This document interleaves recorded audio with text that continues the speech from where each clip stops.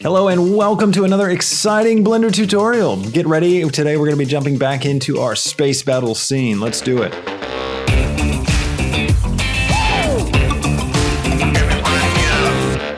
Alright, so welcome back. It's good to have you. I hope you enjoyed the first episode of this new exciting series. It's really been fun putting this one together, and today's going to be a lot of fun too. So what I want to cover today is we've built out our little scene, right? So we've got this sense of what it's going to look like. You know, if I switch over to render view, we've got our our sun that's in our sun in the scene. You know, we've got our asteroids floating around. Things are looking really cool, and this is actually something I do whenever I approach a project. I just sort of like get in and play around until I get a look that I'm happy with. And this is a look that I'm happy with. It looks really cool. Now, there's a lot more that we're going to do to this, of course, but it's a good starting point. And it also gives us a chance to start to understand how we need to approach the scene in order to make it functional. Because there's something really important about animation, and you need something that looks cool, right? But you also need something that is fun to work with, right? You need to have something that isn't an absolute pain to jump in and play around with and animate with. And what I mean by that is right now, like for example, our scene, we got these really high density asteroids.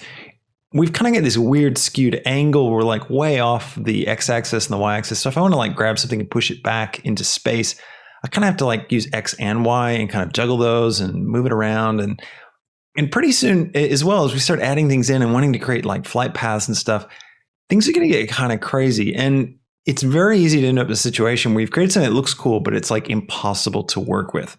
So today what I wanted to cover is beginning to take this scene and turning it into something that I like to kind of think of as a sort of an animation machine. So we need to turn this into a machine that we can use to create this scene that we want to do, right? It's not an official term. I just made it up. But anyways, you get the idea. What I want to do first is I'm going to actually go in here, and I worked out with there was some confusion in the comments and stuff about why I was putting on this extra shader material to kind of make these asteroid emitters transparent. And the reason for that was if I had in the particle settings right here, and you just go down to where it says render, and we turn off show emitter, it still shows up in the viewport, right? It only disappears when you actually hit render. Now, there is options in cycles. You can come over here into visibility, and we can turn off different things. But if we turned off like show in viewports, it's also going to turn off the particles associated with it. So it just wasn't really working. So I was using that as a workaround to try and hide it. However, I finally found what actually hides it. So right here underneath instancing in the object properties, right here we say display instancer. If you select one of your emitters and you just turn that off, it's actually going to hide the geometry in the viewport, which is awesome. That's really what I wanted. So that crazy little shader we made, yeah, forget about it. We don't need it.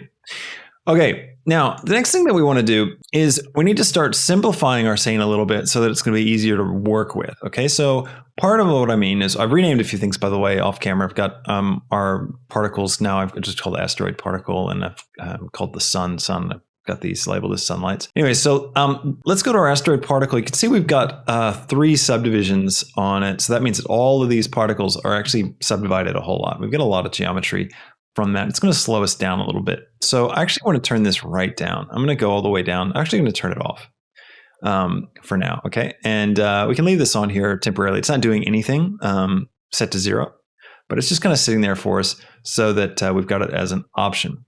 Now I wanted to do that because I want to just begin to think about how I can strip down everything in this scene so that it becomes more and more lightweight. Now, the next thing that I want to do is get off this crazy skewed angle.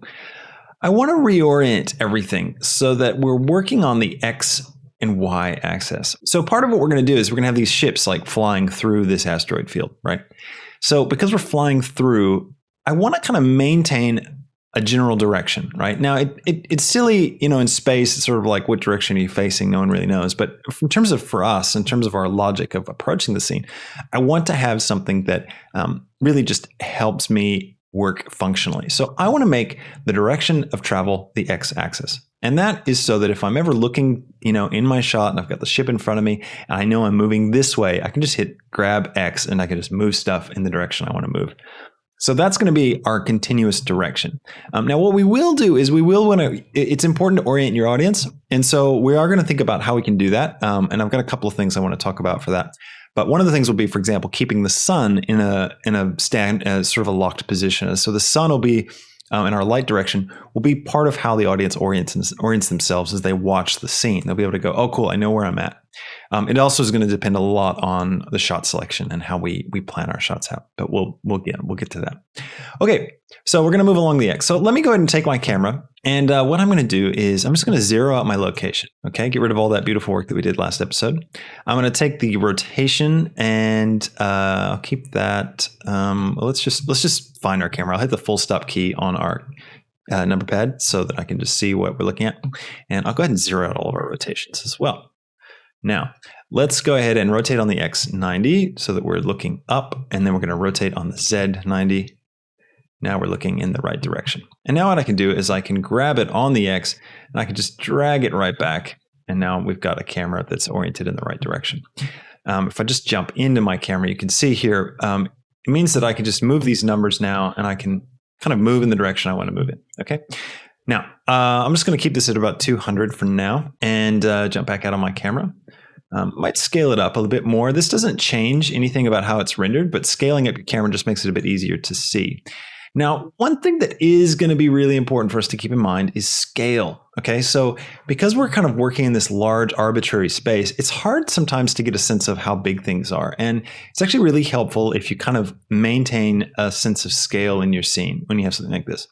Now, each of these little grid blocks is 1 meter across. If you go to the Units tab right here underneath the Scene Properties, you can see we're set to metric right now, and the unit scale is 1, and the length is in meters. So basically, each of these little squares represents 1 meter in length. So that's a way of kind of getting a sense of like real-world scale, so we can think about how big these asteroids are, for example. You can see they're quite a few meters across. And that'll play in a bit more for us in the future as we go. Okay, so next part of our machine, I want to have like a nice big string of asteroids like this, way off in the distance that kind of cut across the border of our scene. Let's go ahead and have a look at those. I'm gonna hide these other emitters. Just focus in on these really distant ones. Okay, I'll grab them and change their position, scale them up a little bit like this. I might grab this one as well. You can see like this one's oriented really weirdly, but now because we've set ourselves up with this X and Y direction, I can actually just take this and zero out the Z, the X and the Y, and now it's a lot easier to manage because it's kind of, we know where it is too in relation to our camera based on how we position it. Anyways, so I'm going to scale it along the X because I want to, let's take it down to like 100, maybe scale it on the Y, bring it in. So anyways, all right, so we've got these particles off here in the distance. Now, this is a lot of geometry, there's a lot of particles, and we want to have a ton in our scene, like just tons of particles. So it doesn't actually make sense for us to render these like this. So it's going to be much cheaper for us if we create a simple texture to represent these and put them in our scene. So let's do that. We're going to just go over here to our toggles. We're going to turn on the viewport rendering and the render rendering. This allows us to disable or enable whether or not it's visible in the viewport or in the render. And I'm just going to take the ones that we've just hidden, and I'm also going to disable them from viewport and from render. So what I can do now is I can jump over into rendered mode. We'll just have a look at what these particular ones look like. Okay. And I might even hide that one. No, I'll have them both in. I might roll the seed a little bit. And basically what I want to do is just create a nice distant pattern. So let's take, I'm going to hide this one. Let's take this one here. I'll just check its dimensions and stuff. Which one was the one that we had? Right, I'll scale it up on the Z and on the Y, just so it fills the screen. And then I'm going to go to my particle settings, and I'm going to just create a brand new particle. So I'm going to click the number 4 here, and that makes this a single user. Again, if you're not familiar with that, the number means how many different objects in your scene are using this particular settings. So if we change anything here, it would change it for all the ones that are using this particular settings. So it doesn't automatically create a new set of settings whenever you duplicate the object. It keeps using the same ones. So you have to click the number when it disappears. Now it means there's only one user, and that's, well, this one. It also changes the name for us automatically. So I'm going to turn up the number. Well, maybe not actually. I will roll the seed a little bit. Just kind of look for a pattern that I think looks nice. Bring that number down. You get too many when you're using volume emission, and it starts to kind of looks a bit weird. Might turn off our viewport rendering. And let's go down to, let's see, our scale. We'll keep it quite small. That's fine. Scale randomness is good as well. And then I just want to click through the seed. So you can see how that seed is no good because it creates that real even center pattern. It's a pretty good one. There we go. There's a good one. All right. Now I'm going to scale on the Z just to bring that in a little bit tighter. And just position that up about like so. All right. Now, I think what I want to do is I want this be kind of really long. So I'm going to take my camera and temporarily I'm going to change the aspect ratio of my camera. So I actually just need to go to render settings up here. And I'm going to crank this all the way up to like 5,000, right? Now that narrows our view, right? And that's going to give me more resolution. So let me explain where we're going with this because it'll make more sense as opposed to me just like arbitrarily changing these values. So what I'm doing is I'm setting us up so that we can create a texture. And the dimensions for our render determine the size of our texture. So I've just made the dimensions 5,000 pixels long and I've kept it at 1080 high. I probably don't need 1080 because we're not going to use all of it. But I'm also going to go in and down here under film, I'm just going to click a transparent and that's going to get rid of our background. Then I want to also turn off the sun from being rendered, but I'm going to keep my lights on because I want to be able to see these guys. If we turn these off, they're just going to go black and that's ugly. So, and they're also so far away, it doesn't really matter too much how they look in terms of like the lighting direction and stuff because we won't really notice it.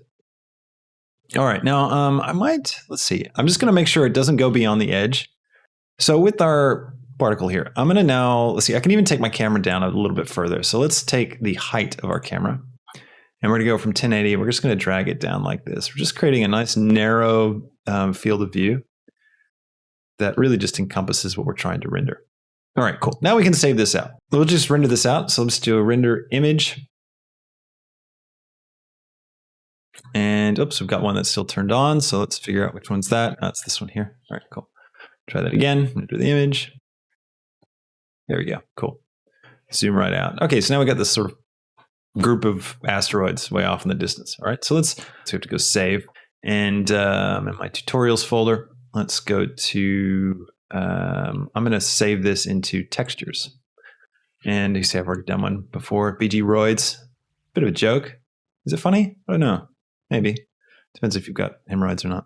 If you do, it's probably not funny.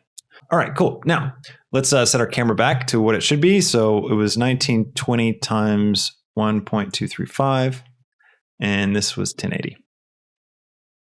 Okay, we can turn our background back on as well. Let's turn off transparent and turn our sun back on, and we'll just leave these guys off. I'll turn this one off as well for now. Okay. All right, now what I want to do is I'll switch back to just normal object shaded mode and get our grid turned back on. I'm going to create a cylinder and mesh cylinder, scale it up down on the Z, scale it up even more. I'm going to right click and shade smooth, and I'm going to go into edit mode and I'm going to go into faces. I'm going to delete the top face and delete the bottom face. There we go. And I think I'm going to even, I'm also going to delete, so I'm going to hit B to box select all these, make sure I got them. Did I get them all? Yep. And hit delete vertices. And we're just going to have like this horseshoe shaped thing. All right.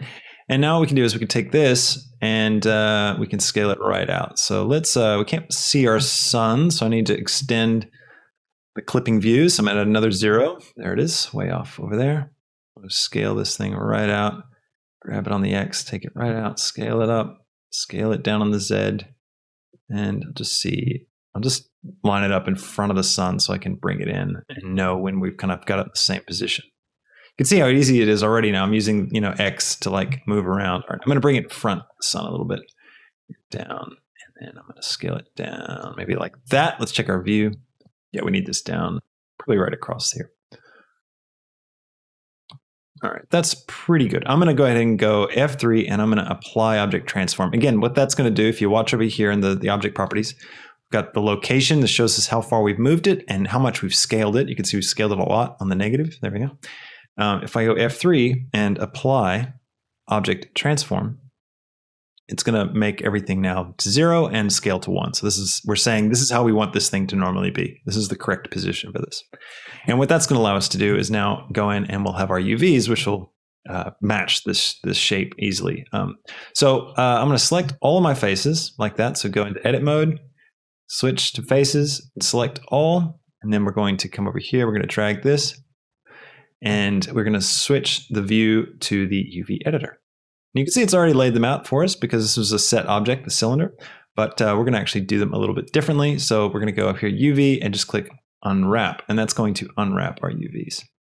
Now I want to do this horizontally, so I'm going to rotate on the X 90, and I'm going to grab it on the X and just kind of fill that little section with it. And I might even scale them up a little bit on the Y. There we go. All right, so if you're not familiar with UVs, basically each face, you can see it has a corresponding UV, and the UVs look like polygons. They look just like faces, but this is basically room for a texture, and we're telling Blender how we want it to place a 2D texture onto a 3D object.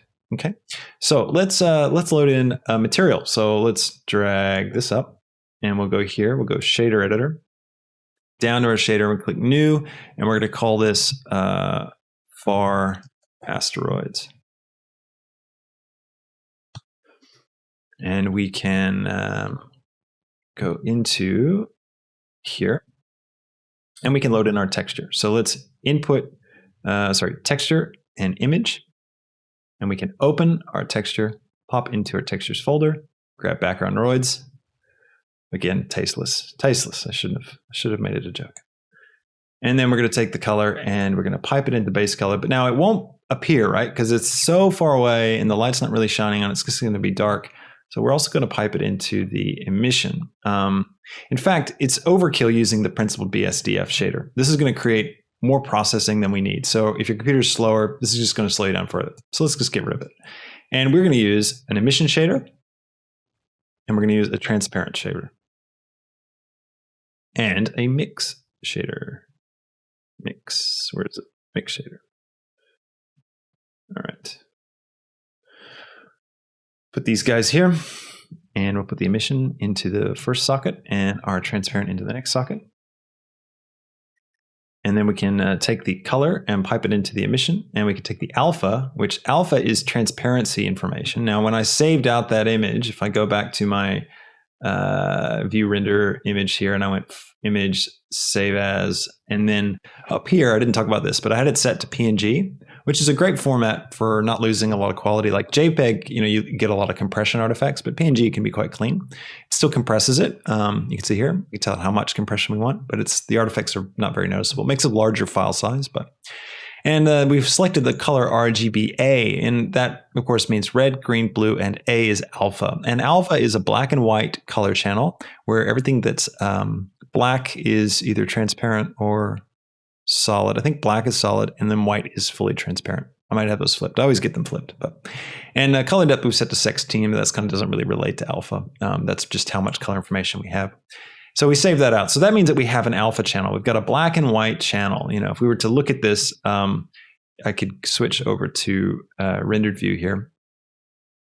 Jump out of edit mode. And what I could do is I could take this emission shader, I could pipe the alpha into it, and then pipe that into the surface, and it's going to show us the alpha. You can see it's just black and white.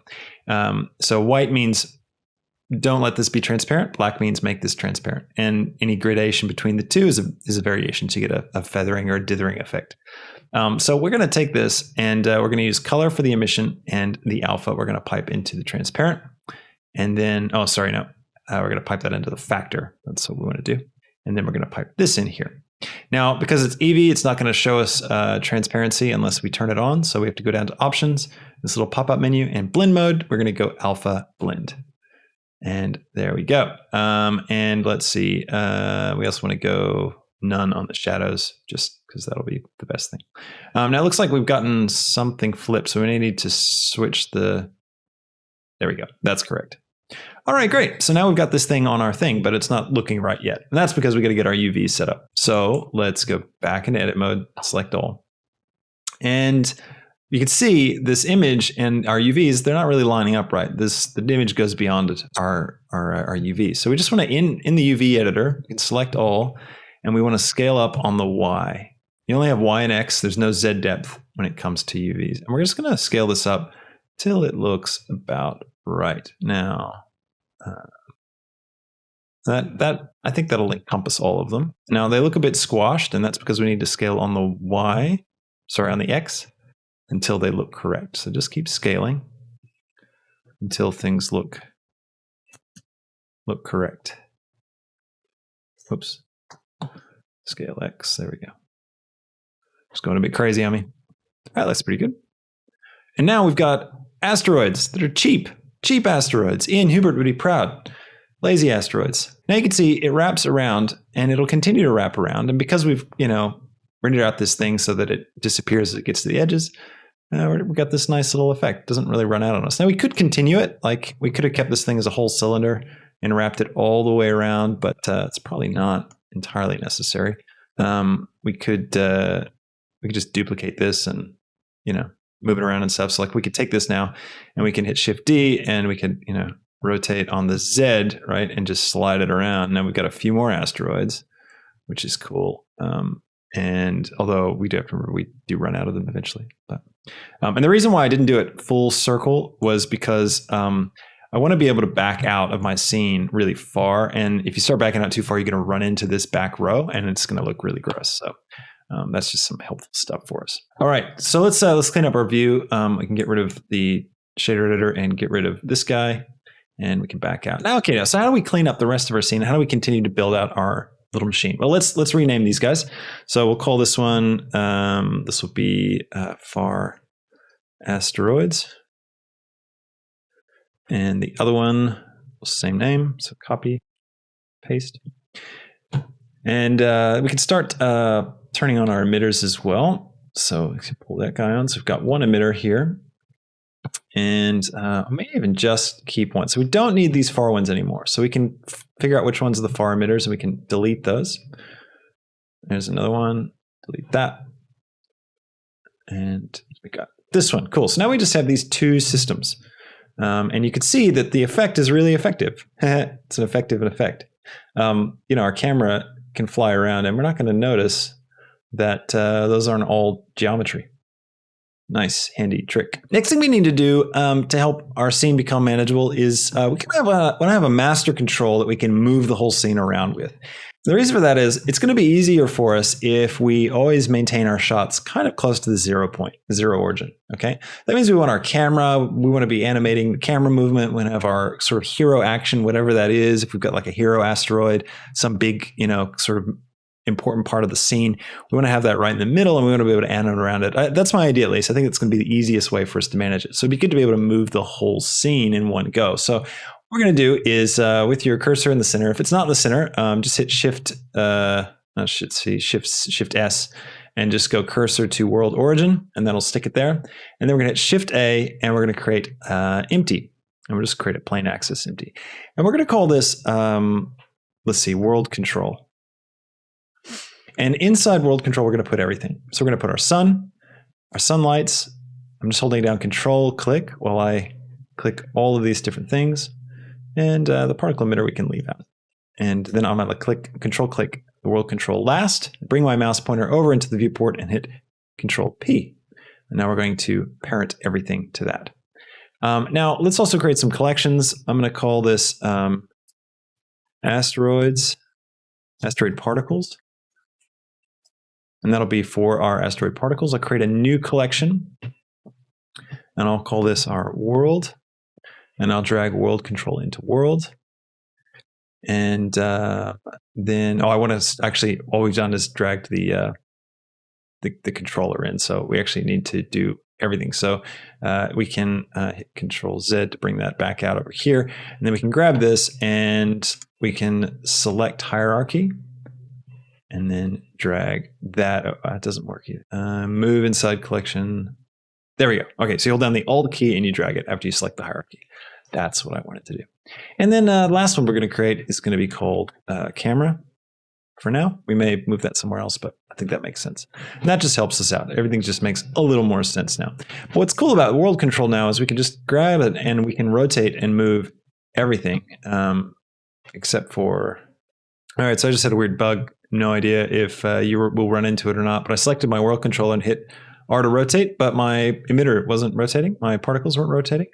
So I just right-clicked to select hierarchy, and then I did it, and then I clicked off, and now it works. Don't know why. So if anyways, that happens to you, that's how you fix it.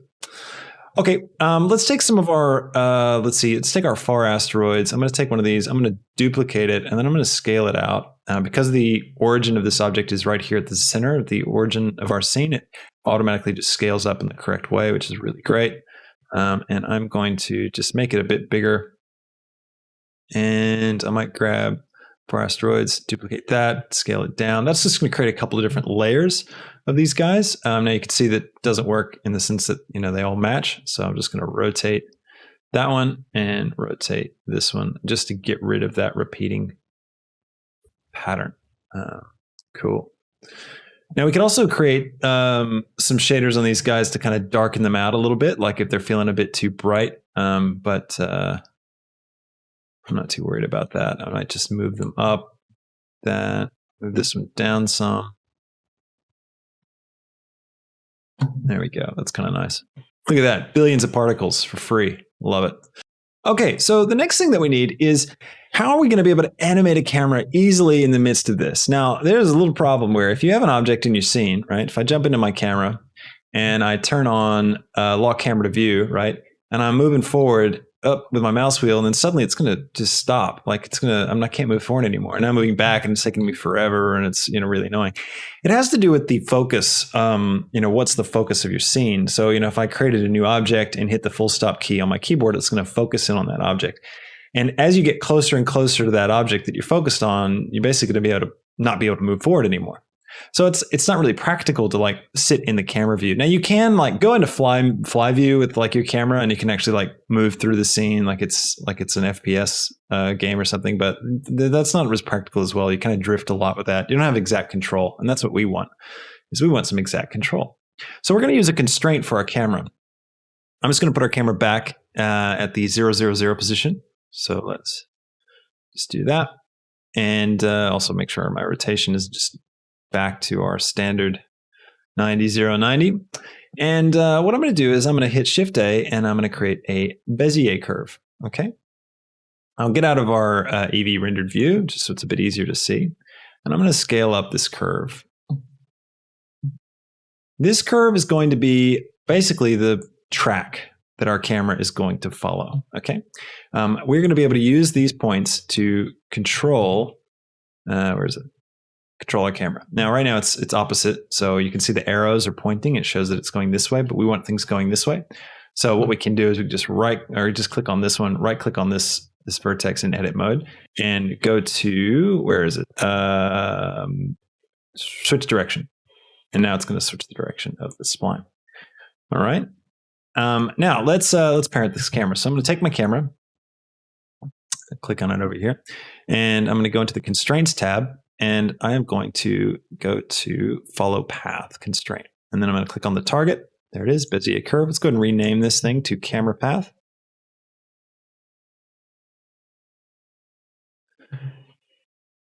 Back to our camera. And then what we want to do is change a couple of settings. Now, if your camera suddenly was way off, in another galaxy like that, way off over there.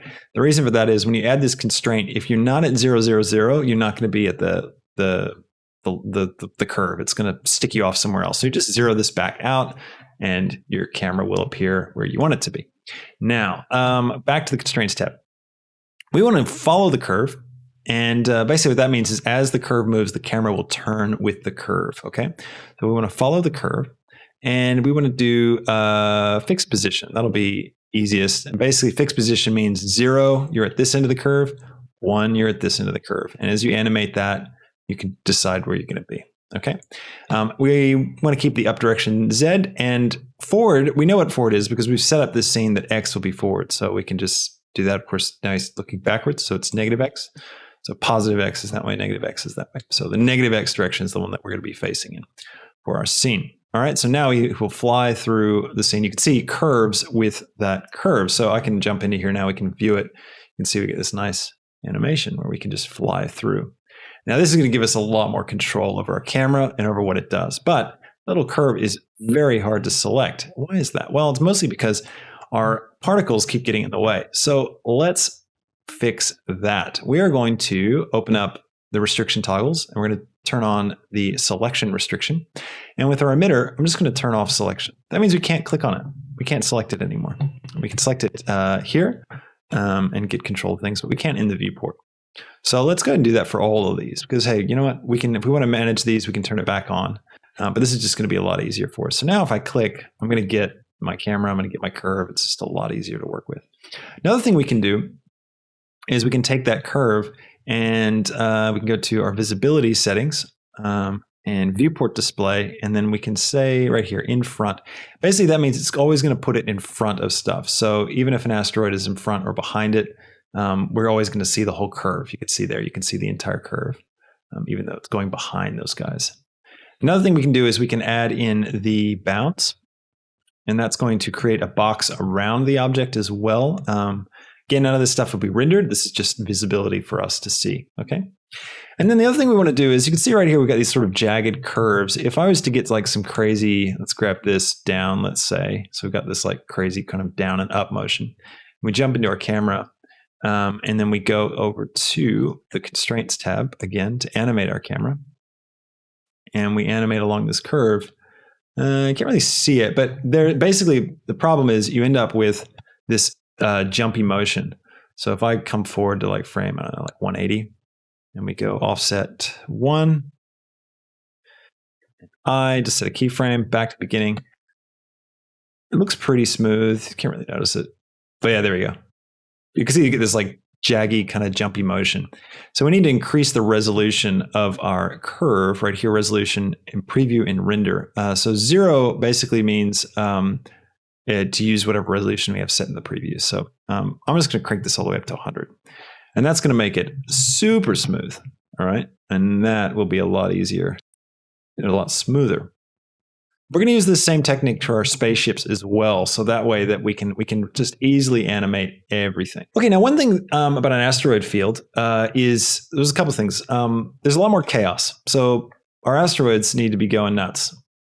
So let's start to kind of, now that we've begun to build our machine a little bit, and we'll refine it in future episodes as well. We're just going to keep going back to how can we make this easier to work with. It's going to be really important for us.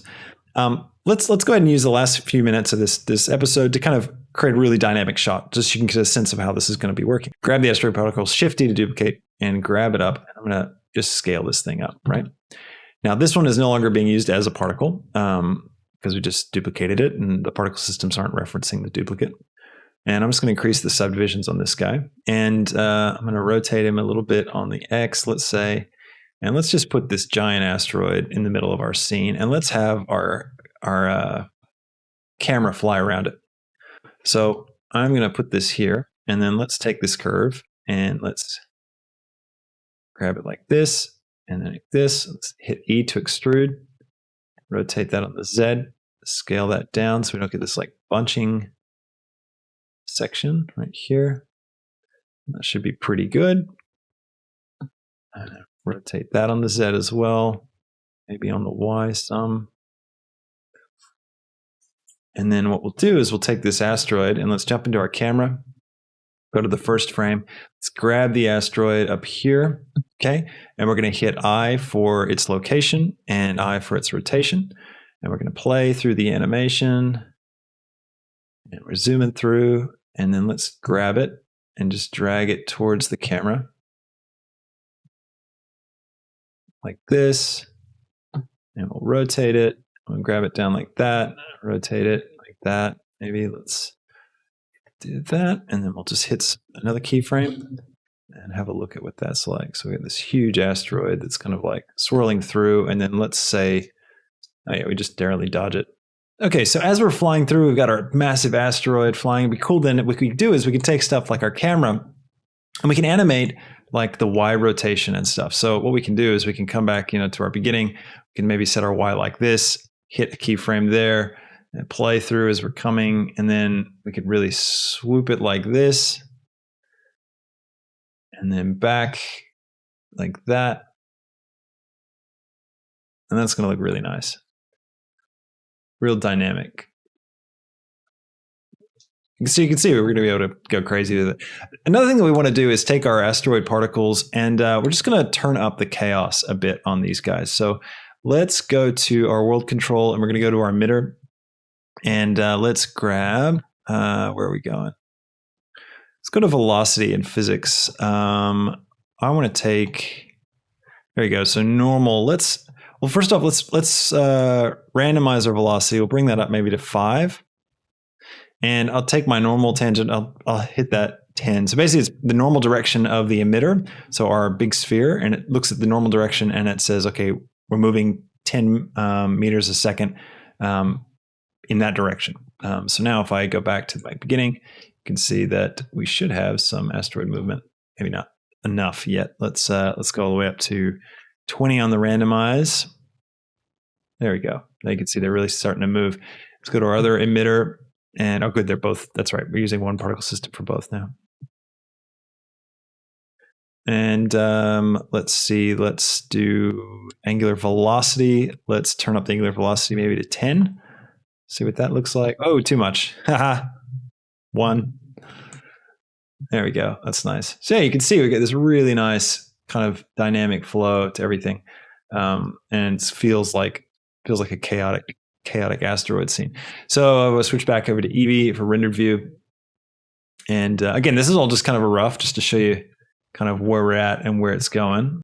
And there we go. So I hope you enjoyed this beginning of looking at how to put together our animation machine to make this scene happen and be able to functionally apply stuff to it and work around it. So this is a really handy skill, thinking this way and figuring out how to break out your scene and start to dissect it into something where you can repeatedly animate and make really cool things happen without getting completely lost and bogged down in the process. So anyways, hope you found it really helpful and really enjoyed it. Please like and subscribe. If you'd like to get notifications, ring the little bell and YouTube will notify you when the next episode comes out. Again, these are going to be every week. We've got extra episodes on Patreon. So check out the Patreon if you want to learn how to model the ships. And we've got all those up. They're starting to come out once a week is there as well. So if you like 2 episodes a week, that's the place to get it. Also check out the Blender Market. We've got some great stuff there from Particle City that you can buy and download and some awesome assets and some asset packs. So really appreciate all the support. Thanks again for watching. Just you being here watching this helps the channel grow. It's really amazing. So I just hope you've learned a lot and you've had a great time and are excited for where we're going. So I will see you in the next episode. Have a fantastic week. See ya.